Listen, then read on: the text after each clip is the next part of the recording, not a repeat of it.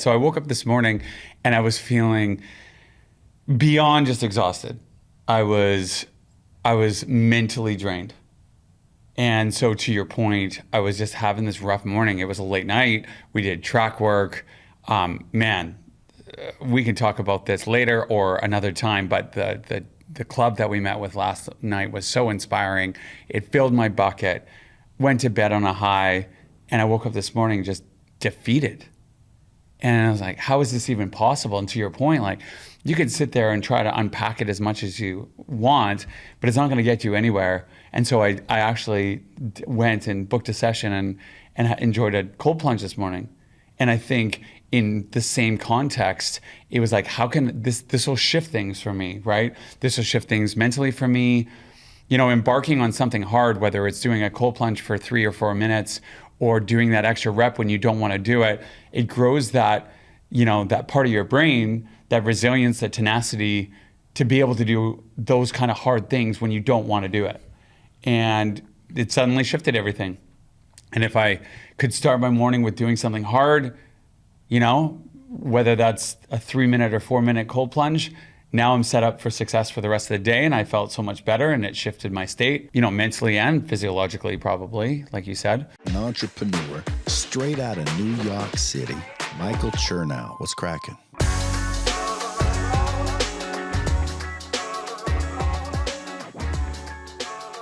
Matty Christopherson, I want to kick off by asking you about what scares you. Oof. Yeah, I think probably the biggest thing that scares me is the fear of not growing and not getting over those, you know, constantly if you get stagnant, the fear of not growing. I want to ask you what actually scares you. Well, you told me about your previous guest about being on the top of the mountain and summiting those crazy peaks. I think heights is a big thing, probably. Okay. Yeah. So what happens when you are up high and look down, and like what goes through your mind? Yeah, I don't know. Ever since at a young age, I've always had that fear of heights. You know, you get those butterflies when you're standing on the edge. I think it's taking that leap, right? Like, I think it's quite literal how scary it is, but if you think about it figuratively, is like taking that leap, and in any part of life, it's always scary getting to that line, you know? And I think the heights thing is, you know, the literal heights thing is scary for me, but not so much figuratively. Yeah. Do you think that running from Vancouver to Whistler, 185 kilometers, is that what it is? 125 kilometers. Just shy of 100 miles, basically, yeah. Were you scared going into that? You know, I did not have any fear around that at all. No, never even crossed my mind. Interesting.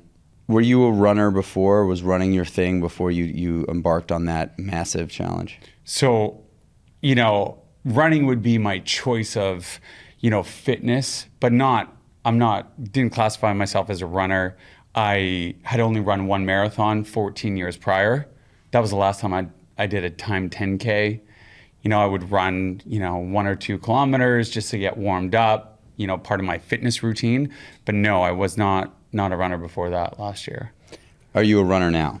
I would say that I am a runner, yeah. It is part of my life. It's changed my life since last year. Why running?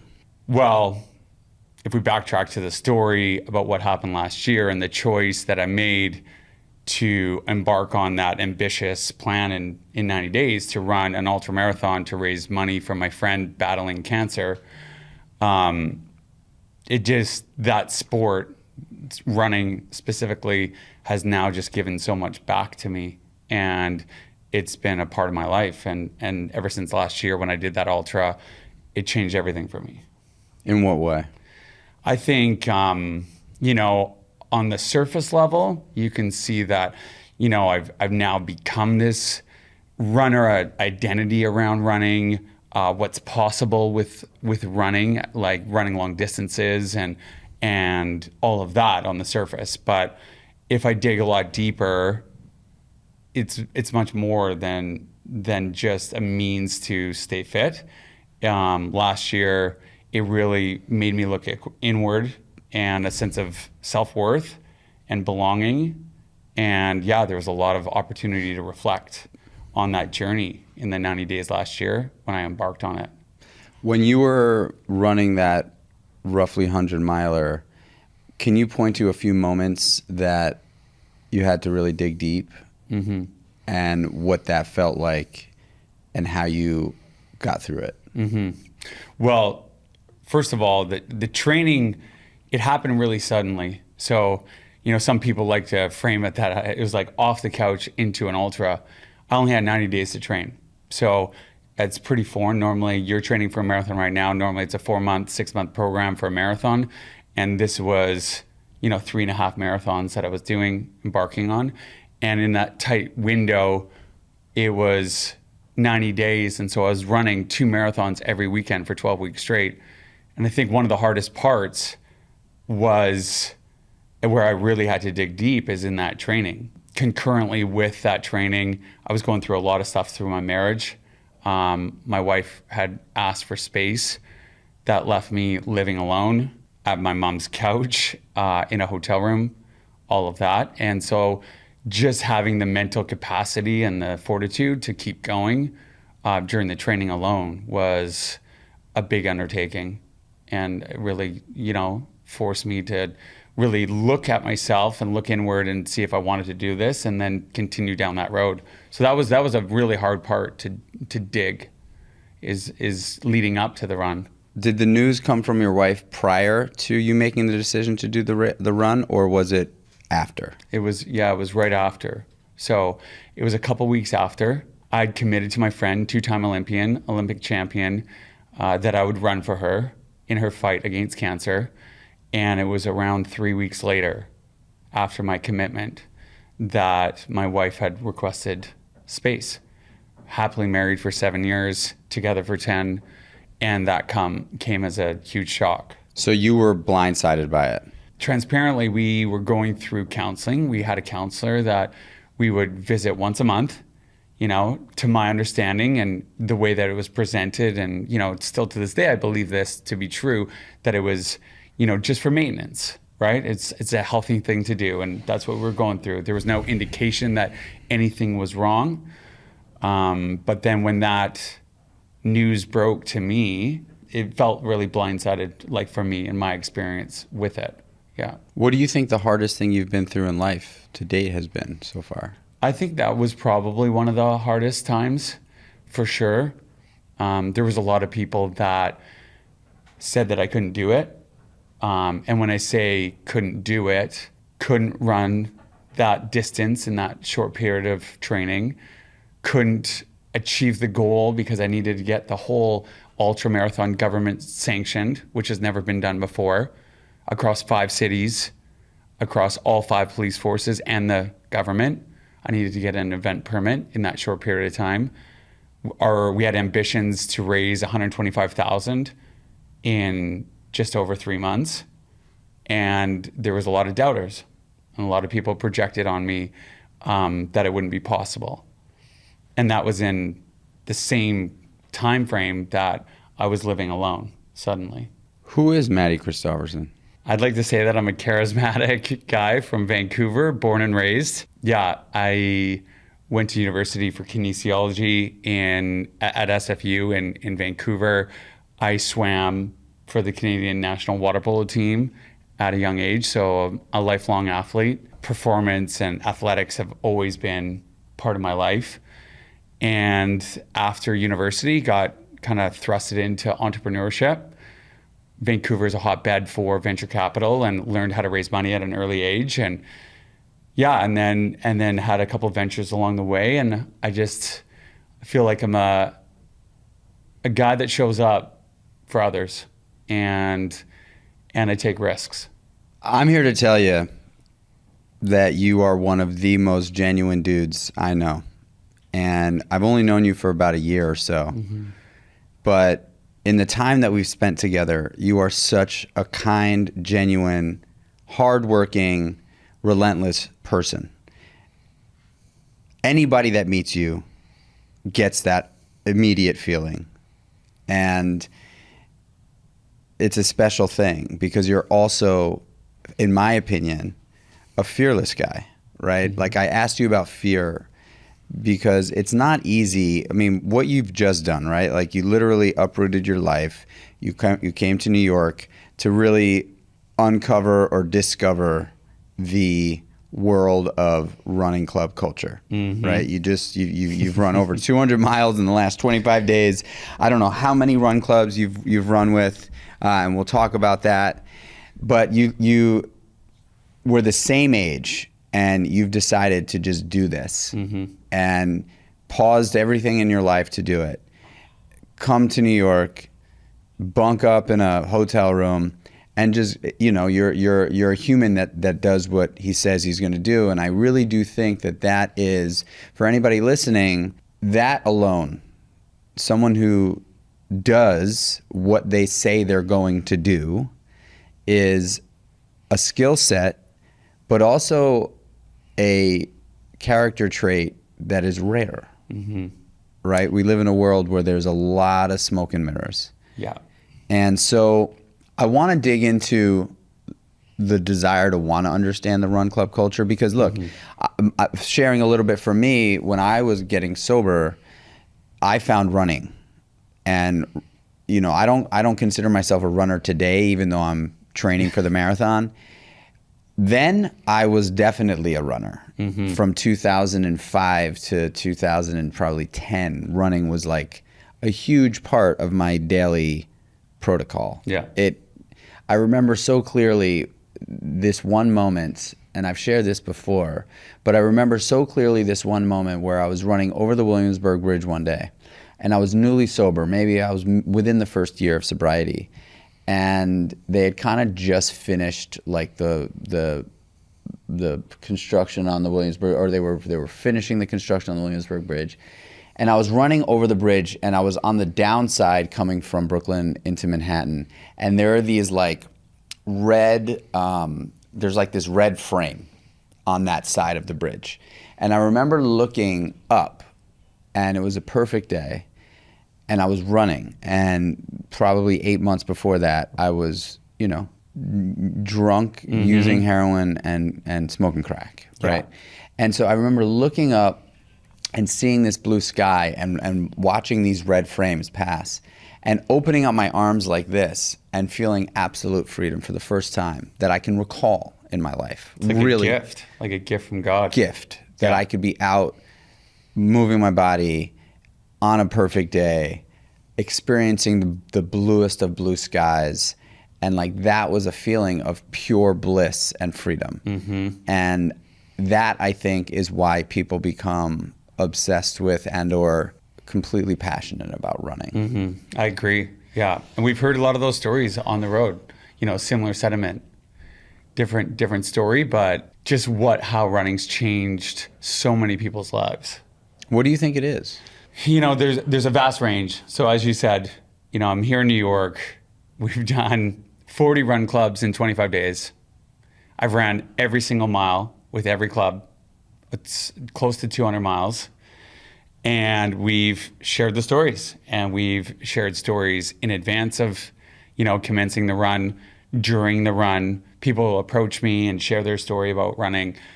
One of the biggest things that is a through line across many of the clubs and the runners themselves is this sense of belonging is one big thing, right? We had the opportunity to run with some clubs up in the Bronx. I don't know the New York area as well as you do, but there's underprivileged and low income communities, and what I found is this is a sense of belonging, and that is a through line across all of them. It's an identity to people. There's some clubs that have been doing beyond just the last couple of years. They've been running their club for over a decade, and they haven't missed a single run. I have a couple in mind right now, but yeah, and people show up. It's so interesting, right, that you say it's a sense of belonging, because when you really think of like a gang, right?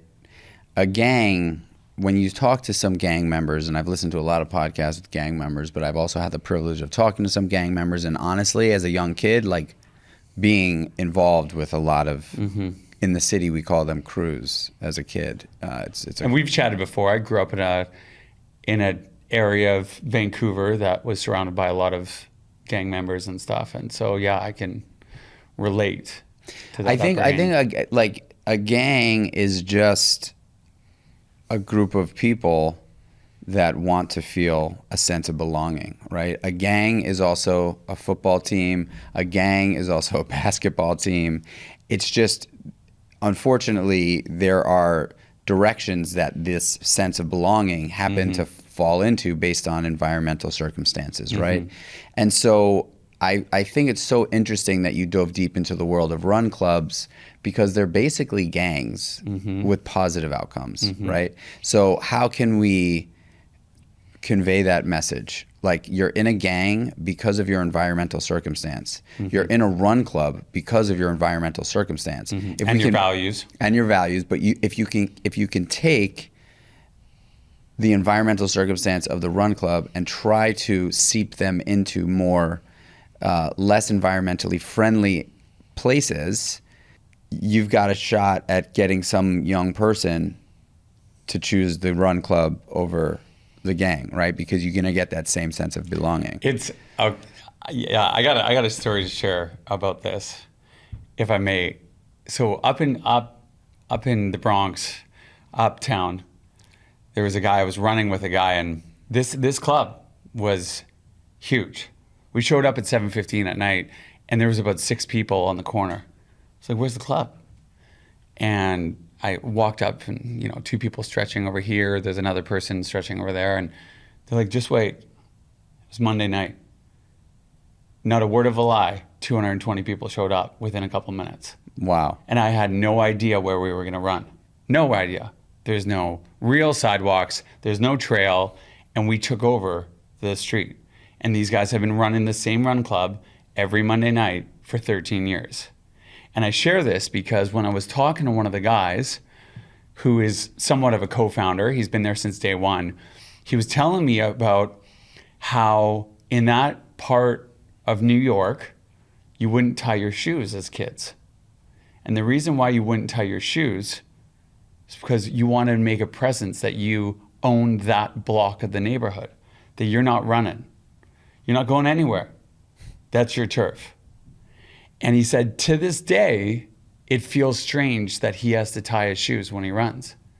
And to this day, kids show up at their club on Monday night with their shoes untied, because they're so ingrained in them, like their habit as a kid, to not tie their shoes. Because if you tie your shoes, you're a cop, because you're running. And that's the story he shared. Wow. And so now he has to inform these kids that show up and don't have their shoes tied. So I go back to this whole, belonging and this gang thing, and the overlap of, how parallel they are, just with, different outcomes and different values. But these kids are showing up, and they're like, they're ingrained that habit of not tying their shoes, and he has to tell some people, some of the younger generations, like, tie your shoes if you want to come run with us. And I felt that it was a really fascinating thing about in this, low income, underprivileged community. So after 25 days, 40 run clubs, 200 miles, what do you think your greatest learning has been along this journey? I think that the most fascinating part, I'll start with that, was the diversity across all of it. I think for the assumption that I made, maybe the assumption that many people make is, you have to be a runner, air quote, right? The first thing, like, oh, you're classified as a runner. We've seen all walks of life, right? We've been to all women's clubs. We've been to clubs that have been around for 24 years. We've been to clubs that are newly created, only like a year or two old, that are more, more with the current brands and cultures and stuff like that, in performance and sport and what have you. But there's ones that have been around that are, I don't even know how to frame it properly, like they're urban street. They're like street runner gangs, like you said. And the diversity is really, really interesting and really cool, actually, because I feel like the sport can actually appeal to the masses. This is something that there's no boundaries, right? Some guys are rolling up on their BMX bikes and kind of parking them upside down and then going for a run. They don't have any kind of high performance gear. They just have like their urban wear, but they're running on the track. It was fascinating. It's something that I would never even have thought would have been part of the experience, right? And then you go from that spectrum all the way to like the high performance, right? The track clubs, they're clocking these really fast miles. They're really dialed in with all the technical gear, the watches and all that. So I feel like that sport, the sport of running is really something that has given back to a lot of people in so many different ways. But yeah, it's fascinating how many people it's touched and the different types of people. We're on the Kreatures of Habit podcast. We talk a lot about habits here. My habits nearly killed me for a period of time in my life, and now have ultimately given me the life that I could have only wished for having. Of course, there's bad days, right? I had one yesterday. But I will say now, venturing back into running a little bit for me, it is very, very hard for someone who's not a runner or is not accustomed to, getting out there on the street to run, to just get their shoes on and go, right? It's like, it really is difficult. And for me too, like this morning, I knew that I had a run to do this morning. It wasn't a long run, but it was a run, no matter long or short, fast or slow. Like, running is not an easy thing to do. It doesn't matter how conditioned your body is. Like, running is going to be a challenge for everyone who attempts to do it. And I think the hardest part is really getting your shoes on and getting out the door to just start, right? Like, that's it. That's like the hardest piece, because once you're doing it, It truly is. Yeah. Once you're doing it, even though like you're suffering a little bit, you're doing it already. So you're just like, all right, I'm going to finish this. How much do you think habit plays into the ability to join something like a run club, or like, how much do you think habit plays into your life in general? Well, for the longest time, everyone knows me as a creature of habit. I started reframing it because I didn't want to get it confused. So I was like a man of routine. That's what I started saying.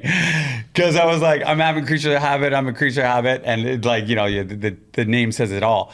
But I am like through and through the epitome of a creature of habit.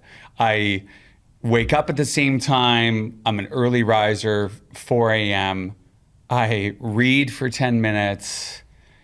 Typically it's something around gratitude, shifting my mindset, like young Pueblo, just a short read to really anchor the day. And then I get into, my first meal, typically meal one, or anything that has a minimum of 30 grams of protein, depending on where I'm at. So protein dense meal, and then I go to the gym or go for a run. And that is my daily routine. That's all done before 7 a.m. And, when it comes to running specifically and tying your shoes and how habits are so important around that, I think it's, like anything in life, I heard this once that, the greatest act of vulnerability is getting on the start line. And I share that because when you approach any start line, whether that's starting a venture, like a business, it's getting to the marathon start line, it's getting just to the start line of starting running, it's where fear creeps in, right? Fear of failure, fear of judgment. And once you start moving, like you said, Michael, once you start moving, then everything else kind of shifts away. Yeah, you're going to feel the pain. You're going to have the pain of business pains and anything that you're pursuing, but getting to that start line is the key thing. I agree. I've been thinking a lot about fear, a lot about fear. And what I've concluded is that fear is energy, right? It's energy, and a lot of it is manifested and created ourselves. the fear of getting your shoes on to get out the door, it's fear, it's energy. It rocks us. Our body feels the fear. It's all encompassing at times, right? It's truly some of the most powerful, if not the most powerful energy, right? And what I've been thinking a lot about is, imagine that energy was, you were capable of encapsulating that energy in some way and not allowing it to force you in a different direction, right? Imagine you were able to take that energy, that fear of failure, fear of doubt, self-doubt, fear of judgment, like all those fears. Imagine you were able to use it as opposed to allow it to force you in a different direction. Because I think fear is so powerful that it forces people away. And I think that's what separates the elite from the average, right? If you think about, even to put context to the run last year that I did, not self-categorizing myself in that department, but people were projecting their fears on me, telling me that I couldn't physically do it, telling me I couldn't actually raise $125,000. And that was their belief. That was the fear that they had bottled inside them. And when they projected it on me, I used it as fuel to show them otherwise. So I shifted that energy to like, no, I know, it was an educated bet. I didn't know for certain, but I knew well enough what I was capable of, and that there was nothing that's going to get in my way from trying to achieve that. 24 days, 200 miles of running. I would imagine that there needed to be some nutritional decisions that you were making to make sure you were properly fueled. I'm sure that there were some recovery decisions that you were making to make sure that you were ready to run the next day. Can you talk about some of the things that you've done over the last month that have like really helped or not helped your performance on the road? Yeah. Well, first and foremost, fueling your performance is key. I used to be a man that worked out on an empty stomach. And that's okay if you're going to go do a 45-minute workout, something light, what have you. However, your performance is that much stronger and that much better, and you feel that much better if you fuel it in advance. So, on the road here, we've had some meal one, Kreatures of Habit, that in the morning. Not every morning, but most mornings. Also had some other protein bars that were 30 grams of protein. Again, I prioritize protein in the morning as my first meal of the day. So any opportunity, we had that. Throughout this journey for the last 25, 26 days, most of the times the runs were either 7 in the morning or 7 at night. Many of the days we double stacked. So it was bookended during the days. So I'd have something before I went out for the run. And then when we came back from the run, and it varied, right? We'd run 4 miles or we'd run 19 miles. And sometimes I didn't know how the distance that we were running. For instance, the very first run that we did when I landed here in New York, I actually thought it was 6 miles. Turns out it was 13. That's a big difference. So if you think about mistakes along the way, I didn't have any. I think that morning I had a protein bar, a grass-fed beef protein bar. But after that, I didn't have any water. I didn't have any electrolytes. I didn't have any gels. I didn't have anything on me during that run. And it was hot. It was summer streets here. So the entire roads were closed off. There was thousands upon thousands runners. So that was a little bit of a trip, and I learned my lesson really quick to really understand and make sure that I knew the distances that we were doing. Some of these runs have been intense, right? A lot of track work, speed work, which are equally as hard even if you're not doing the distance. So that's put a toll on the body, of course, right? I actually have found that the track work, something that I'm not used to, it's not baked into my daily routine, has been a little bit tougher on the body than the long distance stuff. You're just recruiting muscles in a different way, much more force.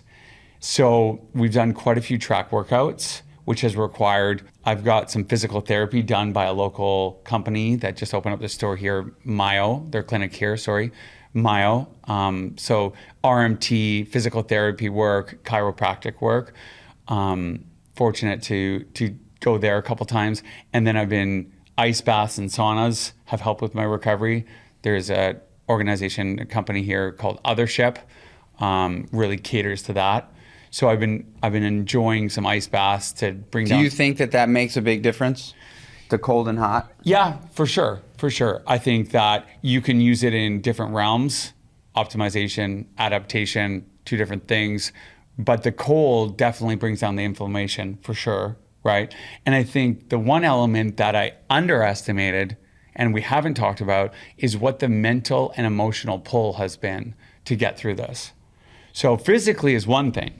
And I think my body has been primed because of all the consistency over the years, the habits I've created and baked into my daily life. I move my body every day. Sometimes people ask me, so you're gonna work out every single day of the week? Well, yeah. Like, do you put on your socks every day? Do you put on your shoes? Do you put on your underwear? Like, do you eat every day? I move my body every single day. So the physical demand is one thing, but I underestimated the mental and emotional pull that it's taken on me over the last 25 days. And so I think that even enjoying a guided session at Othership with guides talking about gratitude, going a bit inward, sitting with my thoughts, checking out, not on my phone for 75 minutes has allowed me to reframe and kind of re-energize, regroup, if you will, throughout the whole journey. I want to touch on cold plunge for a bit because I have a plunge at home from that company, The Plunge, which I love. And for probably 3 years, I was plunging every single morning, super early in the morning, plunging no matter what the temperature was. I was going into the garage after meditating and sauna, and I would go sit in the plunge for 3 to 5 minutes. And I was doing it then because I obviously, there's a lot of science. The science is kind of, it's not concrete in either direction, right? What it does necessarily. I think there's a lot of moving pieces.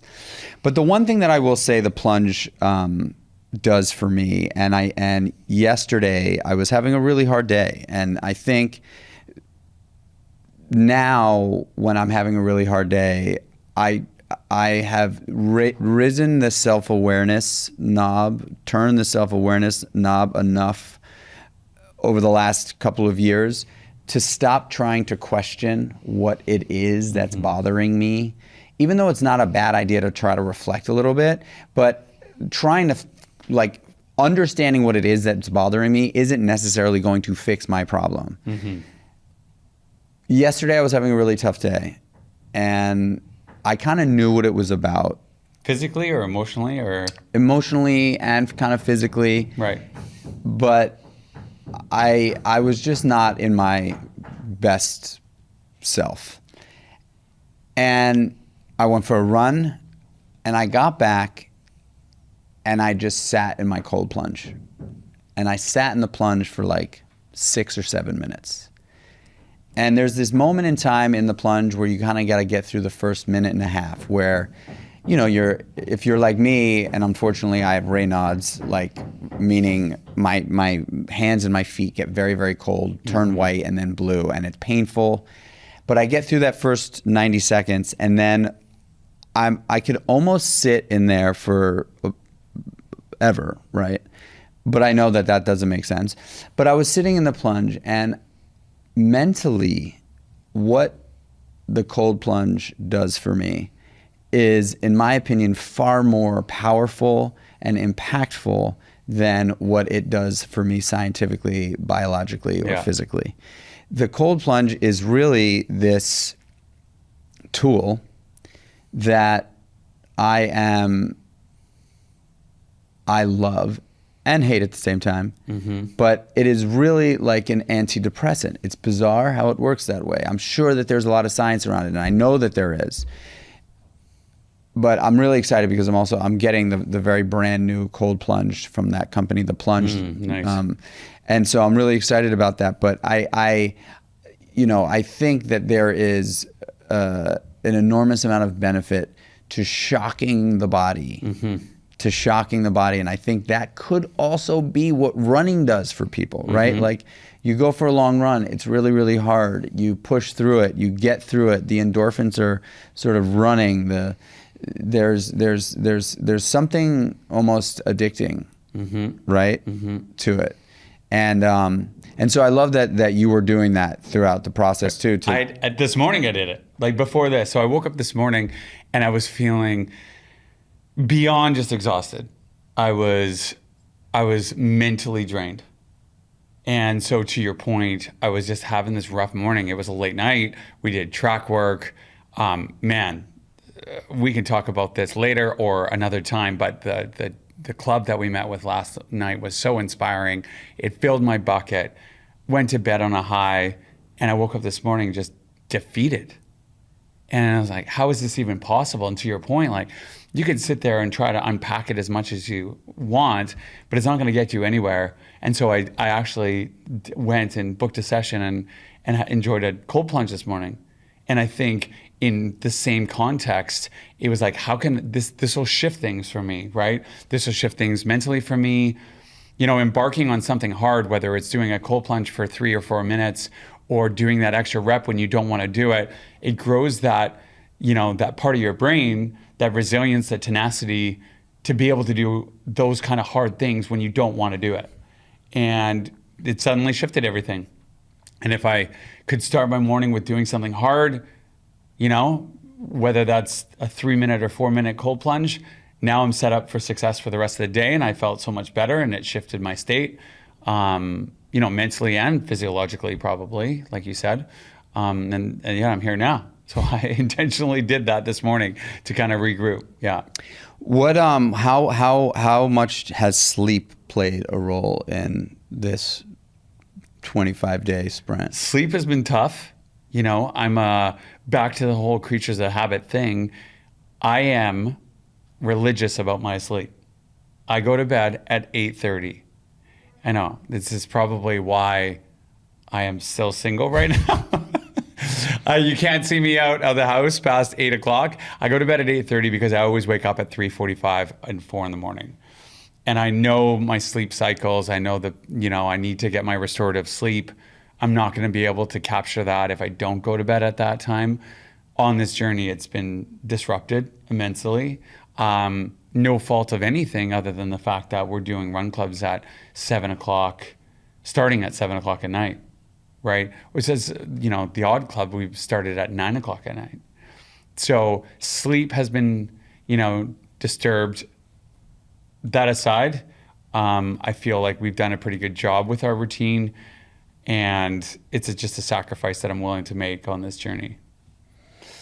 Sleep has been something that I have cherished, and I will say, and I just wrote a note to the Kreatures of Habit community about grace and giving myself grace and knowing, there's going to be seasons in life where you can totally get away with 6.5, 7 hours of sleep and bust your ass, go hard, burn the candles on both ends mentally and physically, and like 6.5 hours of sleep is okay. Mm-hmm. And then there's going to be other seasons in life where you're burning the candle on both ends, or maybe not, like you're just living, and 6.5 hours of sleep is just not going to cut it. Mm-hmm.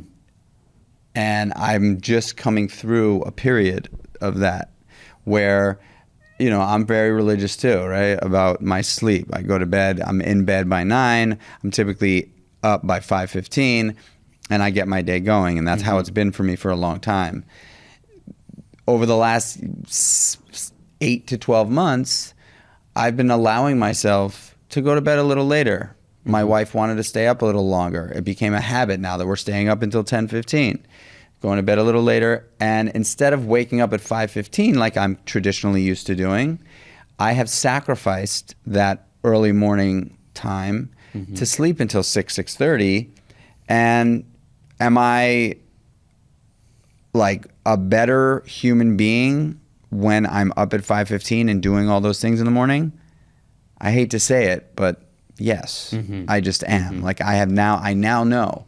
But that doesn't mean that it's not okay for me to take a little grace and be okay with like, hey, you know what? And I don't mean a better human being in terms of who I am spiritually or like who my soul is, but I just mean like performing wise. Like, am I performing at my best when I'm not doing my hardcore morning routine? Definitely not performing as well as I do when I'm doing that and going to bed at 9:30, waking up at 5:30, and then spending an hour in the morning, red light, sauna, cold, all the things.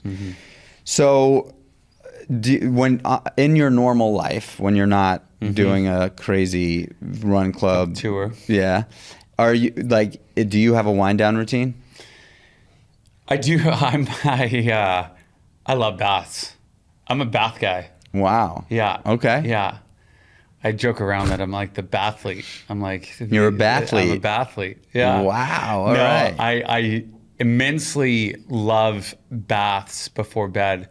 That's one thing. Epsom salts, because I train so much, because I have adopted running as part of my routine. The Epsom salt thing really helps, I find. So I do enjoy that. And then other than that, I just no specific wind down. Magnesium L-threonate is something that I take before bed. I think really fundamentally that's it. I tend to get my reading done in the morning. So in the evening, it's just where I just kind of, slow roll it, do the bath, a little bit of supplements, and then call it a night. Dude, I love this conversation, and I can't wait to see what you guys ultimately put together for this journey that you've been on. I know that Austin's sitting across the room here. We all participated in the men's retreat in June on my property, which I thought was, I was speaking to JJ yesterday on my drive down to the city. JJ's a buddy and then also another participant of the men's retreat that we did. And man, like, I wish I could live my life like that, with my wife and kids, of course. But that was such an awesome experience for me. It was incredible. It was incredible, dude. That men's retreat was, and I don't say this lightly, it's life-changing. When you have the opportunity to do a retreat like that with a container of trust and confidentiality and safety with men that can open up and share vulnerably and feel like they have a safe place to land. Yeah, there's very few spaces like the one that you created out there. And I think that the world needs it, men need it, women need men to do it, right? And it was such a good experience. So you haven't found your new girlfriend on the road? No new girlfriend. I don't. We've been so focused on the running. I haven't had much time for anything else, really. But yeah, one of these days. I always said, I shared this last night actually. I reflected with this club that we had last night. They were so inquisitive, so engaged. Out of all the clubs that we've done, 40 clubs now, run clubs, there's people always ask me which was my favorite one. Name the favorite. And of course I give them the political answer, no favorites, right? I mentioned some memorable ones that we experienced, but last night by far was the most engaged crew that we've run with. What club was it? We ran with Bronx Burners. And they gave me the opportunity to, normally it's about a 1 to 2 minute, kind of explain what we're doing, explain who I am at the start. It must have been a 10-minute talk at the start, and people raising their hands, asking questions, how I managed to get through my run last year, what did I learn from it, what has running taught me, what other skills has that brought into other areas of my life. It was so many profound and meaningful questions. And last night, one of the questions was anchored around self-worth. And I was talking to the 17-year-old. He was the youngest guy training with us anyways. There were some other kids there, but he was training with us and he was asking me a lot of questions when we were running around the track. And I looked at him And I looked at his dad, who was also training, and the kid's name is Griffin, actually. And I said, every single one of these people in this crew, every single one of these people at this track, every single person in the stands there, everyone deserves to be loved. And that's just a fact. And I shared with him that, like, you know, if my wife couldn't provide that to me anymore, I have a lot of respect and honor for her, but everyone deserves to be loved. And, you know, there's a lot of fish in the sea. So it'll come one day when everything's in alignment. Matty, you're the man. You just are. I love our friendship. I've loved getting to know you. When I said that you're one of the most genuine guys, like you just like you said, you show up. You're a guy that shows up, and you do. You show up and you're positive. You exude optimism. You exude energy, positive energy. And I know we'll be friends to the very last day, man. I believe that in my core, and I'm so awesome. I'm so grateful to be able to share you with the audience at Kreatures of Habit that listen to this podcast. I so appreciate you, dude, like immensely. Our friendship, you know, you are an incredible human. And I remember the very first time that you landed on my radar was on Rich Roll's podcast. And then we just so happens, I listened to the episode. I'm like, this guy's me, same age. I'm like, I gotta get a hold of this guy.